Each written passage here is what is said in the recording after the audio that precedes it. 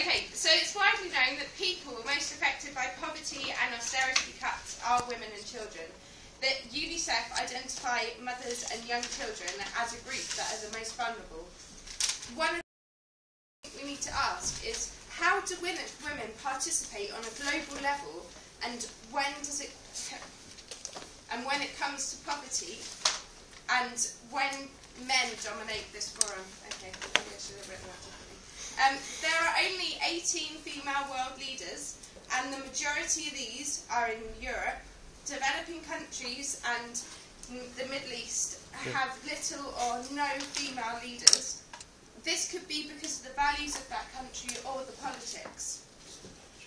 This does show that there are still some inequalities towards women. In the G20 summit in 2008, there was only one quarter of women in this meeting. This shows that men rule the world due to the proportion of men at these type of meetings. This year, the theme for International Women's Day was to empower rural women to end hunger and poverty. Through the UN, the UN recognised that these women are vital to the economy and need environmental protection. International Agency Network on Women and Gender Inequality founded a project for 1 year to focus on rural women and to promote achievements. They will help from the top-down approach, by which they will be asking governments to promote what these women are doing to raise awareness.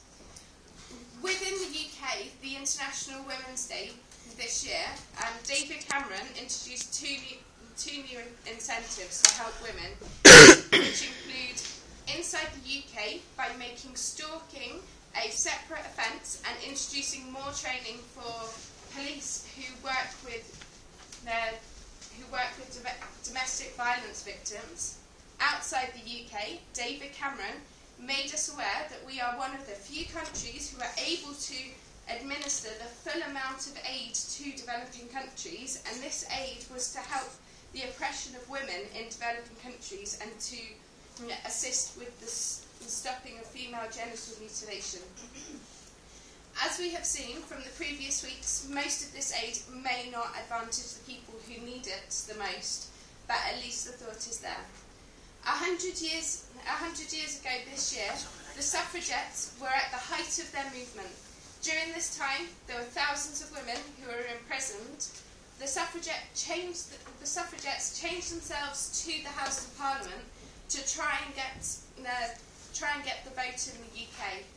Women founded their voices after the men went to war in the World War I, and women took the role of men and the roles of men at home. They also got more control over their lives in the 1960s,